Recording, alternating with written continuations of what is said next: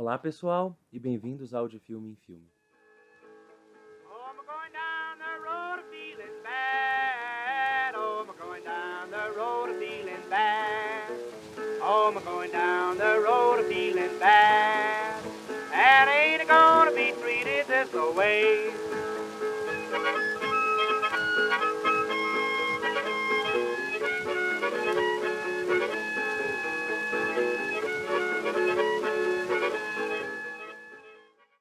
No De Filme em Filme dessa semana, nós vamos explorar o universo de Carl Theodor Dreyer, um cineasta dinamarquês extremamente obsessivo na sua busca cinematográfica, uma figura que produziu durante a vida, né?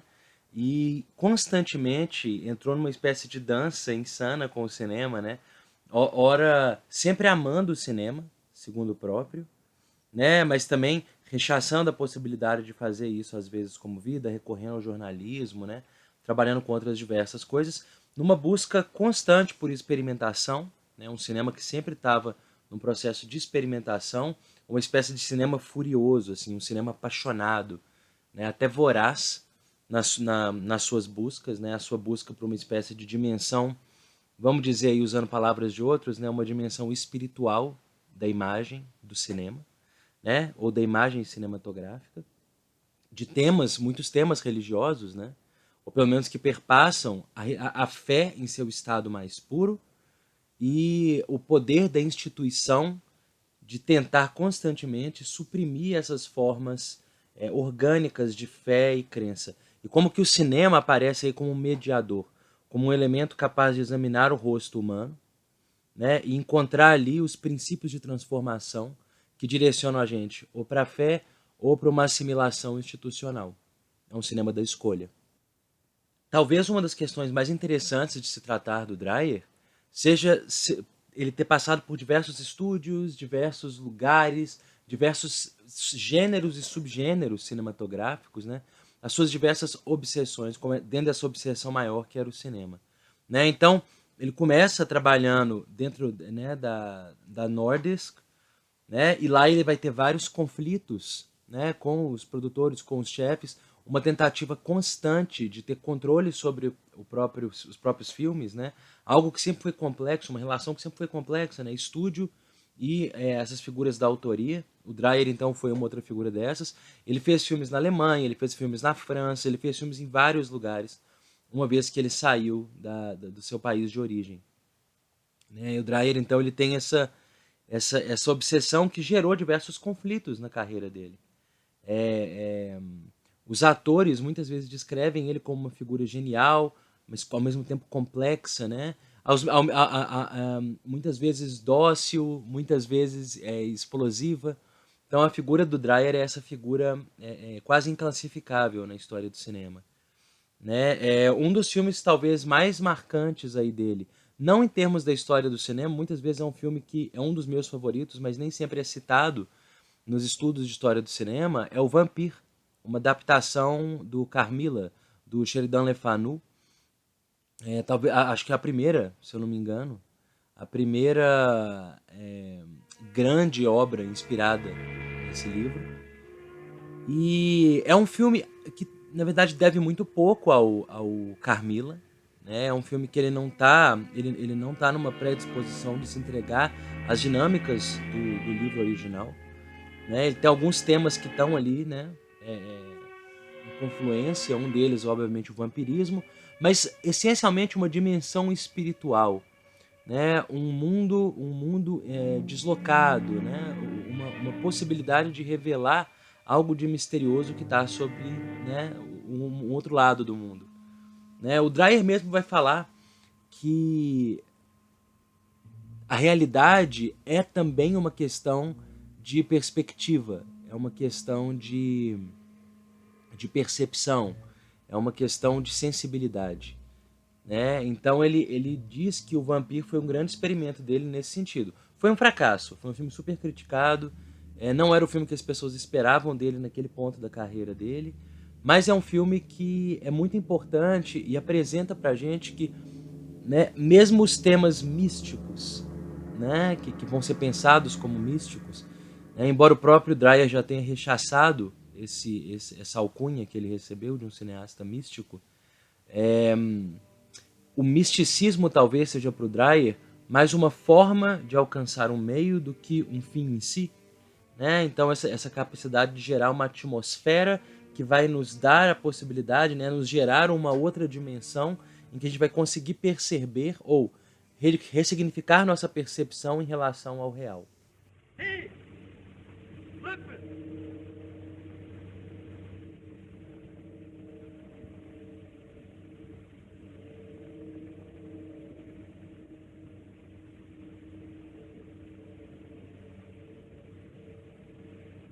Horseshit.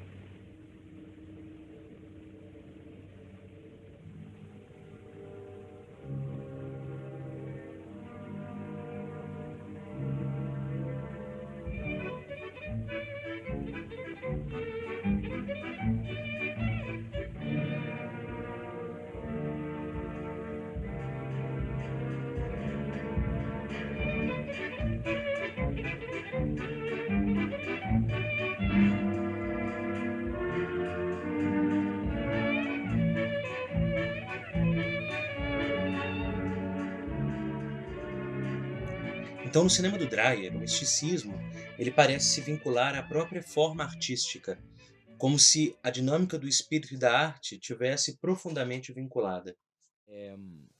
Né? É interessante isso, porque a perspectiva central, digamos, o vértice central para o Dreyer é o humano, é a figura humana. Não é à toa que muitos filmes dele vão usar efeitos de destacar o fundo do primeiro plano, né? Ou escurecer tudo, ou deixar um fundo branco, como é o caso do Paixão de Joana d'Arc, né? Ou A Queda do Tirano, onde o fundo é preto, o próprio Micael, o Dias de Ira, né? Você vai ter essa espécie de um fundo que ele descola, né, o primeiro plano. Então a gente fica focado naquela figura humana ali em primeiro plano. Ou no rosto, ou num detalhe de uma mão, né? Existe um fascínio no cinema do Dreyer com o rosto humano. Né? Já vai ter a alcunha também referida a ele, né? De que o rosto humano nos é capaz de dar a radiografia da alma. Nesse sentido, ele me lembra um pouco o Edison, mas com finalidades diferentes. Edison, no caso, o Thomas Edison, né? O pioneiro, né? Para algumas pessoas o pioneiro, muitas críticas a serem feitas para a figura do Edison, né? Alguns vão dizer que ele era um gangster, né? Mas o cinema produzido pelo estúdio dele também tinha essa questão, né? Um fundo que destacava o primeiro plano, a figura humana, mas no sentido dele espetacular, né? Ou seja, um propósito muito diferente do Dreyer, que não estava buscando de maneira alguma o espetáculo, né? Ele até questionava algumas espetacularizações, mas a busca dele não era o espetáculo. A busca do Dreyer era uma espécie de momento de catarse, o rosto humano apresentando isso. É só pegar um dos filmes mais famosos dele, A Paixão de Joana d'Arc, né? Onde você tem essa profusão do rosto, né? O rosto como uma forma de conflito, rostos colocados em choque por meio da câmera, de tilts da câmera, de super closes, né? E de atuações primorosas, né? Que revelam tudo. São atuações muito fora da nossa categoria. Embora exista algo de essencialmente moderno nas atuações do Paixão de Joana d'Arc, do próprio A Palavra, que é o meu filme favorito do Dreyer, né? Existe algo de moderno ali, mas existe algo também de pantomima, existe algo ali, né? Assim, de uma transparência da pantomima, né? Dessa atuação que ela vem de fora para dentro, né? Nos filmes do Dreyer parece que é um canal duplo, né? De fora para dentro e de dentro para fora, como se fossem elementos que estão em constante fluência e confluência.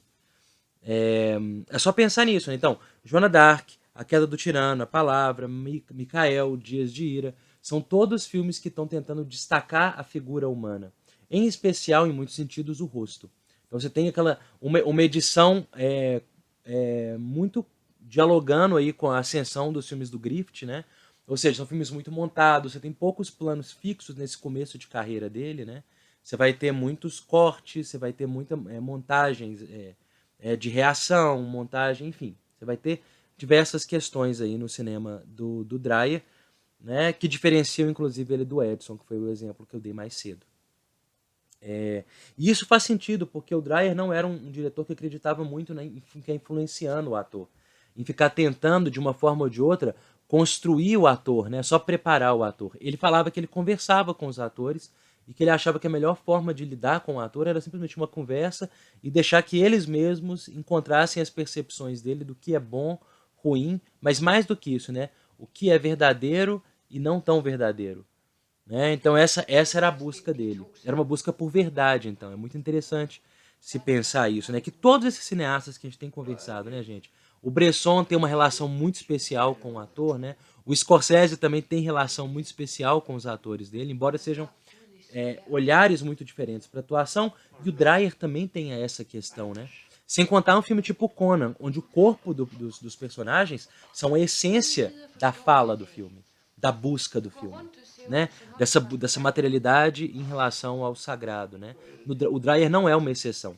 Parece existir um método desses cineastas que estão buscando alguma dimensão do sagrado ou do que a gente pode chamar de espiritual, né? Enfim, existe uma busca constante neles por um corpo, uma materialidade que seja capaz de ser um panorama, que seja capaz de ser um relevo, né? Que seja capaz de ser ao mesmo tempo ao mesmo tempo que esconde algo, revela algo. Fordi jeg synes, at det var et forsøg værd. Men når en far ikke kan bede med tro på sit eget barn, så sker der ikke et mirakel. Skulle vor Herre ikke nok kunne gøre det alligevel? Jeg tror ikke på det mere. Ved du, hvad jeg tror? Jeg tror, der sker mange små mirakler rundt om i det stille. Vor Herre hører folks bøn. Men han gør det ligesom mere i det skjult, for at slippe for alt for meget på styr. Ja, måske. Jeg tror, jeg vil gå Maren og Lille Inger i møde. De må være på vej hjem. Det må jo omtrent være på den tid. Né? É o Bresson de novo, né? Não me interessa o que os atores não me interessa o que os atores me mostram, interessa o que eles escondem de mim. Ou mais ainda, me interessa o que eles nem sabem que está neles. Né? Eu acho que isso é muito verdadeiro no Dreyer. O Dreyer, quando ele olha para um ator e ele fala uma frase igual a que eu citei, né? Ou seja, o melhor é conversar porque um ator consegue perceber, né, se a coisa está boa ou ruim, né, se funcionou ou não funcionou, porque ele é capaz de sentir, ele sente a verdade daquele momento. Então, quando você pensa isso, existe algo de enigmático, né? Porque nem sempre essa percepção gera a imagem. Para o Dreyer, sim. O Dreyer acredita nisso. E, novamente, a gente passa pela dinâmica da crença, né? Ele acredita que existe algo ali que é perceptível para quem está vivenciando. E que, novamente, o olho da câmera é capaz de reconstituir. Né? É o que ele vai chamar aí de realismo psicológico, né? Enfim, a gente vai falar disso daqui a pouquinho. Então, é fácil entender a relação dele com o rosto, que ele achava a coisa mais bonita, mais fascinante, mais interessante, tá tudo ali, ele nunca se cansava de olhar para os rostos, né? Porque os rostos estão constantemente revelando algo, escondendo algo, né? Um micromovimento. Me lembra um pouco o Epstein, na França, escrevendo, né, em um dos vários escritos dele sobre o cinema, a descrição dele de um sorriso, a dramaticidade de um sorriso numa tela grande, né? A força disso, né? Ele está falando de fotogenia. Né? E quando você pensa aqui no Dreyer, né, numa época paralela aí a um Epstein, então assim, é legal pensar que existe quase que um zeitgeist para alguns cineastas ali, que eles estão percebendo, eles estão capturando, eles estão tentando reproduzir, né, em algum lugar, em alguma sensibilidade cinematográfica. Existe essa busca pelo transcendental, né, nesse cinema. E o transcendental, em geral, é barrado pela instituição. Me parece que essa relação, inclusive, era a relação do Dreyer com os estúdios dele. Né? Um conflito constante, uma busca constante pela escolha de poder escolher, né? Por uma espécie de liberdade artística, de poder experimentar, né? De fazer sempre o filme mais claro possível, e nisso ele parece muito Bresson, né? Nenhum desses dois cineastas, né? E o próprio Scorsese, me parece, nenhum deles quer fazer um cinema hermético, fechado, de difícil acesso. Todos eles querem fazer filmes claros. O Dreyer fala que é em função do próprio filme, né? Que você quer encontrar aquilo ali. E de uma forma ou de outra, um fascínio pela imperfeição da própria obra artística. Não é à toa, né? O Dreyer ele colecionou várias críticas durante a carreira dele, né? Alguns dos maiores filmes dele foram, na época, muito criticados, né? O próprio Gertrude, o próprio Vampir, que a gente comentou agora há pouco. Então parece existir um conflito com a instituição e uma espécie de busca pela verdade, uma intuição nem sempre sustentada por fatos, nem sempre sustentada por evidências claras pelos céticos, né? Então se torna uma espécie de conflito entre instituição e fé. Isso é o tema de diversos filmes do Dreyer, né? Notoriamente a palavra, onde a fé institucional em conflito com a fé institucional cegam os personagens da potência do divino no mundo. A mesma coisa no Joana d'Arc, né? A Paixão de Joana d'Arc, no qual uma questão política, né? A teia política impossibilita essas figuras da instituição, né? Que se tornaram figuras da fé institucionalizadas, de perceber algo de verdadeiro que está ali. E para isso a câmera está ali. A câmera está ali como uma manifestação, né, por meio de uma reconstituição desses fatos. É outro motivo de obsessão do Dreyer, né, uma tentativa de reconstituição de histórias, de uma percepção do real. Novamente, a palavra percepção aqui é muito importante, porque nós estamos falando que para ele isso é a forma artística, né, uma reconstituição de uma percepção, né? Daí a ideia do realismo psicológico, né? Ele passa pelo filtro de uma percepção, né? E as questões que ele levanta até sobre o misticismo, que tem a ver com isso, né? O misticismo como uma forma de abordagem quase psicológica do real. Então, para esses cineastas da fé, do olhar, né? Da fé do olhar, talvez, um elemento muito importante parece ser a capacidade da abstração cinematográfica, né? Uma forma que o Dreyer, né, vai colocar em alguma das falas dele como a arte de representar o interno, ou seja, uma espécie de apresentação de uma perspectiva interior. Isso permeia os filmes dele, né? Eu acho que para entender isso com clareza, basta ver Paixão de Joana d'Arc ou o próprio Vampir, né, que é um filme todo feito a partir de percepções do real, né? Ou seja, por meio de abstrações encontrar uma verdade. Né? Isso é interessante porque a maioria das pessoas coloca a abstração em conflito com o concreto, que faz sentido, de certa forma, né? Mas às vezes é na dissolução do concreto, a lá o Scorsese, como a gente falou, né? É na dissolução do concreto que a gente vai encontrar a verdade sobre ele, né? Pela abstração, pela sensorialidade, né? Aquilo que atinge puramente os nossos sentidos, que ela não vai atacar diretamente a nossa racionalidade, a nossa capacidade de apreender as coisas pelo elemento do racional, das classificações, né, dos domínios sobre a forma. Porque a forma é isso, a forma é uma linha. A forma, ela delimita as coisas, ela coloca elas em caixas, né? Ela te dá a possibilidade de apontar e falar um carro, seja o que for, né? É uma espécie de piscina, né? Você constrói a piscina para tomar aquilo que é sem forma, aquilo que toma a forma né, do ambiente onde você coloca ela. Então, assim, a abstração, ela tá contida no concreto, né? O concreto, ele pode ser pensado como uma forma, né, de dominar o abstrato, aquilo que descreve de uma forma ou de outra a essência desse concreto. Então, é muito interessante que parece, por frases como essa do Dreyer, né, de que, né, a abstração é a arte de representar o interno, né? Ou seja, o que eu sinto, o que eu percebo, só é possível, ou é prioritariamente possível de ser representada por meio do abstrato. O Dreyer não é o único cineasta a pensar dessa forma, né? Se você pega até musicais, tipo Bubsy Berkeley, né? Filmes como números musicais como By a Waterfall, você vai ter essas constantes dissoluções e reconfigurações das coisas, né? Um número musical que ele está constantemente dissolvendo e voltando. O moderno se pautou muito nisso. Só pensar o Kubrick em 2001, Odisseia no Espaço, né?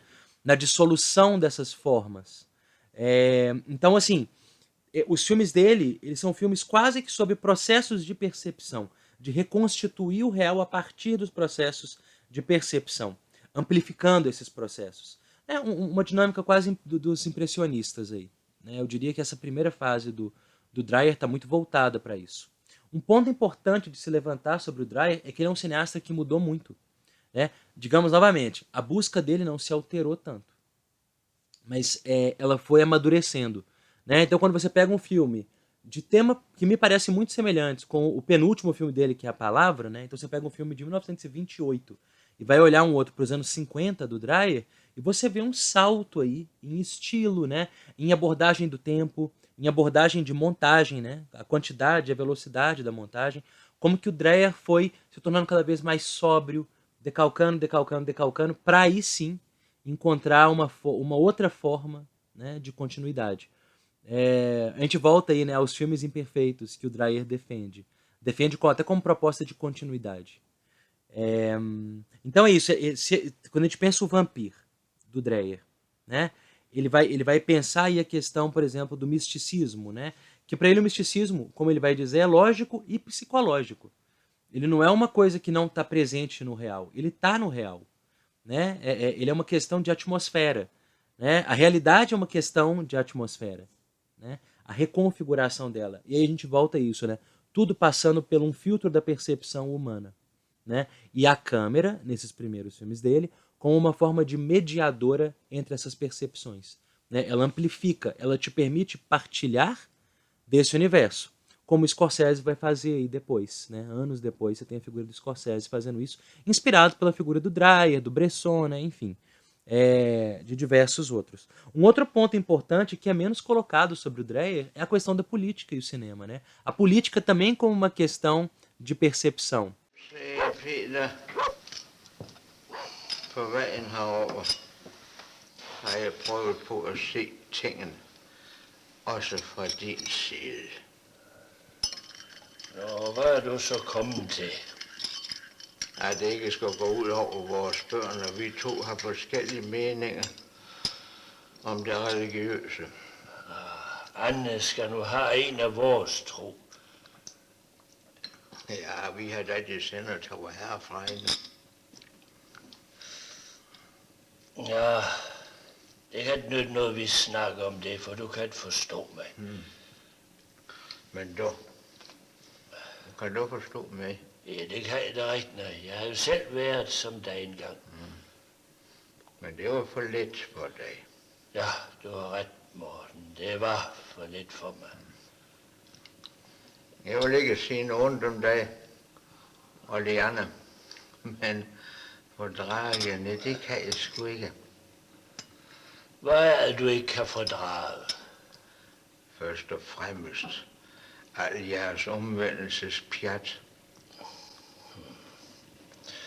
Og hvad har du så mere imod os? Jeg kan heller ikke med jeres bedemandsfjæs.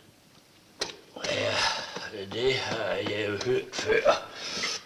Nej, I har den lyseglade kristendom, mens vi er mørke mænd og bedemænd. Men siden du nu er en af de lyse kristne, hvorfor ser du så træt og trist ud, når man møder dig? Jeg føler mig så fri og let, fordi jeg ved, der venter man en plads i himlen. Men vi andre, alle vi andre, vi ryger lige lukket ned i helvede til evig pinsel. Ikke? Ja, det tror jeg jo da. Gør jeg ikke? Ja, ordene, dem har du. Se você olhar, sempre existe um conflito político no cerne dos filmes do Dreyer, né? Seja das mulheres que são atacadas, né? Diminuídas, de uma forma ou de outra, torturadas pela sua dimensão do feminino, né? É o caso da Queda do Tirano, é o caso do Paixão de Joana d'Arc, né? Em algum sentido, é o caso do Gertrude, né? Um dos últimos filmes dele. Então existe uma dimensão política e um conflito político. Pessoas do cotidiano, né? É o que ele fala da Paixão de Joana d'Arc, né? Ele quis tirar a auréola dela e trazer ela como uma personagem do cotidiano, presa ali, né? Entre a fé dela e digamos, toda uma tramóia política na qual ela vai ser destruída. E a escolha dela pela fé, né? Tem uma frase muito legal dele que é: a superação da fé sobre a vida, né? Ou seja, a fé como uma potência inesgotável e a vida como uma potência, por excelência, esgotável, né? Então, filmes que representam essas dinâmicas, né? Essa espécie de... O Deleuze vai falar isso de cineastas como ele, né? Dessa tentativa, né, e pulsão e continuidade, né, de cinema do espírito. O cinema no qual você analisa as percepções e as escolhas dos personagens, né? A escolha por ter escolha. Enfim, de uma forma ou de outra existencialista, né? E me parece que isso está demarcado no cinema dele também por uma questão da temporalidade, né? O cinema do Dreyer, ele vai trabalhar com temporalidades muito distintas, até de outros cineastas do mesmo lugar que ele trabalhava, né? Dinamarca, Suécia, onde ele vai fazer alguns filmes, a própria França, né? Ele vai se vincular geralmente a um gênero ou uma tendência cinematográfica e redesenhar ela. Ele fez isso com Camille Spiel, ele vai fazer isso com algumas dinâmicas do impressionismo, ele vai fazer isso, enfim, ele vai fazer isso com o subgênero do terror no Vampire, ele vai fazer isso, né, o drama de câmara, que é Spiel. Então ele vai passar por diversos lugares e reinventar eles, né, reconstituir esses lugares, se mantendo fiéis a ele ao mesmo tempo. Né? Então, se você pega um filme tipo o Gertrude, né, é um drama intimista, é um drama, né, um drama de câmara, como a gente vai dizer. Né? Ele vai ter essa dinâmica que segue uma personagem que está tomando as escolhas dela, que está em conflito com valores, que está em conflito com vários afetos, inclusive, que estão atrás dela. Então é isso, é um cinema que ele encontra meio que nesses personagens e nesses conflitos uma espécie de libertação por meio da escolha.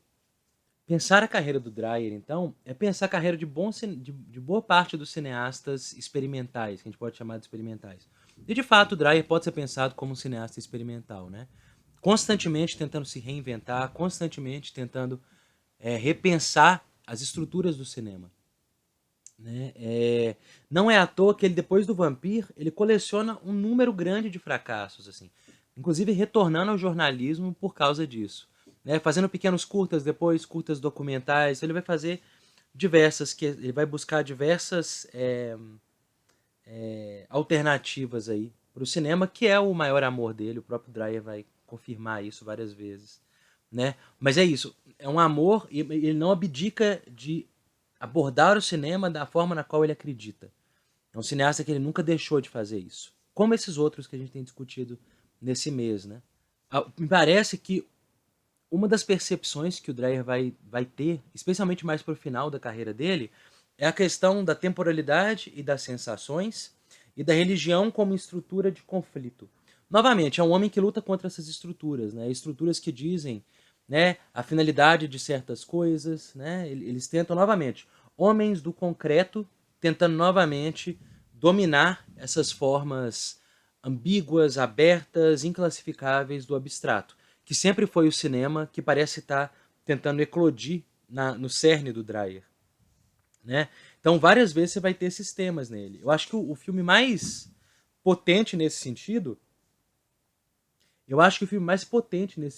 é o A Palavra. Né? E para se pensar isso, take e tempo, é só pegar a primeira sequência dele. A família se reorganizando, né? Entendendo aquelas dinâmicas ali. Um ponto importante, partindo daí, é a dinâmica, novamente, do divino e da loucura. Novamente, são contradições que estão no cerne da dinâmica do Dreyer. Né? Joana d'Arc, né? Os personagens do A Palavra, a própria protagonista da Gertrude, né? São personagens que eles parecem se contradizer. Né? A loucura como uma contradição à razão. Né? Mas, ao mesmo tempo, parece que no Dreyer, na loucura reside a cerne da compreensão do divino. Né? Existe algo ali que nos move. O que é interessante no final de carreira do Dreyer é que ele não dá respostas mais. Existe algo ali do realismo, que ele vai chamar de realismo psicológico ainda, né? Mas ele abandona ali os grandes efeitos, né? As grandes partilhas sensoriais, para um cinema um pouco mais observacional, né? Trabalhando com certas panorâmicas, movimentos um pouco mais contidos, menos grandiloquentes do que filmes como A Paixão de Joana d'Arc, né? E ao mesmo tempo, a cada construção, a cada movimento, a cada toque, você tem algo ali de revelação, algo que revela uma possibilidade no mundo, mas que ele nunca afirma por completo, né? Até mesmo o fim do filme, e aí eu já deixo aqui para vocês o aviso de spoiler. Quem não viu o filme, eu prego que vejam, por favor, vejam. Né? Peço encarecidamente, porque é uma obra-prima a palavra. Er det sindssygt at ville frelse liv? Johannes.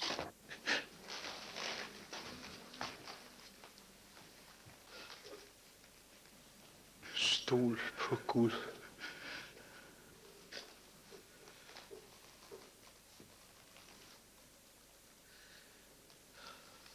Jesus Kristus. Hvis det er muligt, så giv en lov til at vende tilbage til livet. Giv mig ordet. Ordet, der kan gøre den døde levende. Inger. I Jesu Kristi navn byder jeg dig. Stå op. No cinema do Dreyer, a redenção e a fé, elas encontram solução no poder do cinema. Né? O poder do cinema de dar a vida, o poder da arte de dar a vida de novo àquilo que parece morto, àquilo que parece inerte. Né? O cinema é a própria palavra. É muito interessante que o Dreyer ele tenha ele mesmo ficado institucionalizado para se tratar psicologicamente pós o filme Vampir.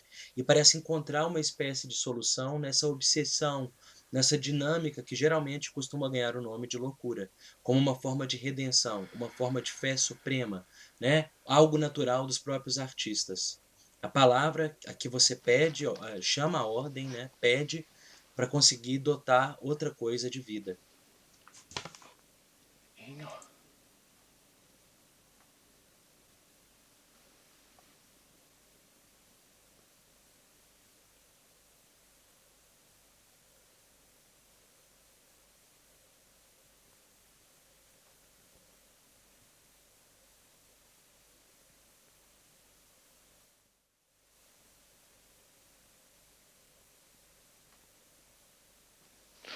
Inger pige.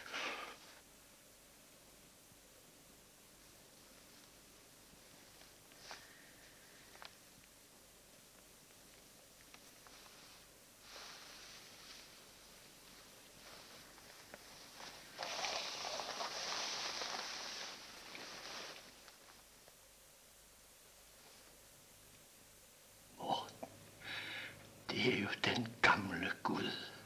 Elias Gud. Evig og den samme.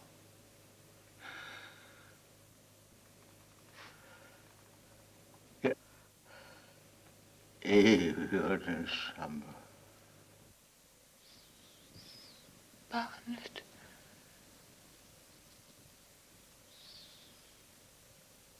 Lever det? Ja, Inger. Det lever. Hjem hos Gud. Hos Gud.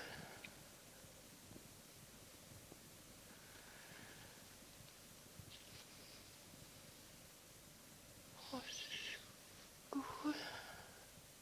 Ja, Inger. Jeg har fundet din tro.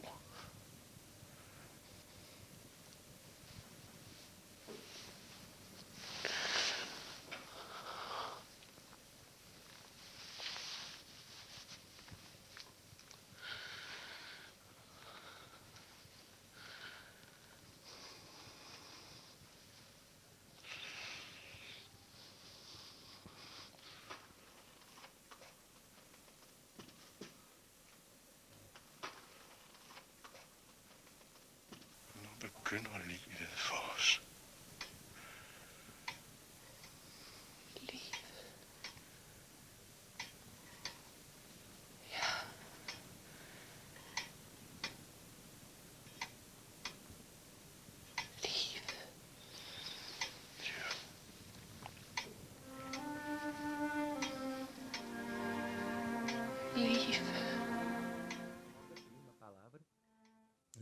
Ao fim do filme, então, quando você tem aí o retorno da personagem que havia falecido, você não sabe se é uma coisa realmente da mão do divino, né? É um universo do ambíguo, se é só uma doença, uma dormência, alguma latência que acometeu aquela pessoa, mas ela retorna. Isso é o fato no filme, né? Se o filme nos fez crer, ou se o filme não nos fez crer, a ambiguidade da realidade novamente está instituída.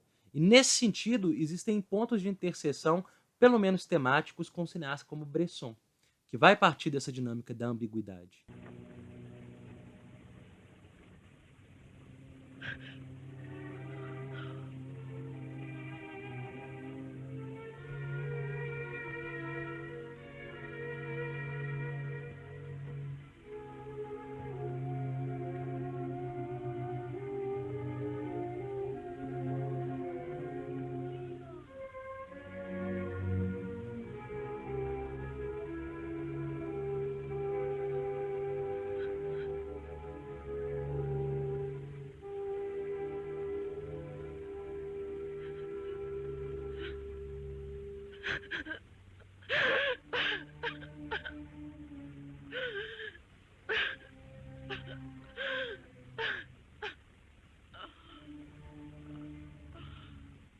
Könnte ich doch sterben. Nein, Leon. Ich weiß. Ich bin verloren. Ich bin verdammt.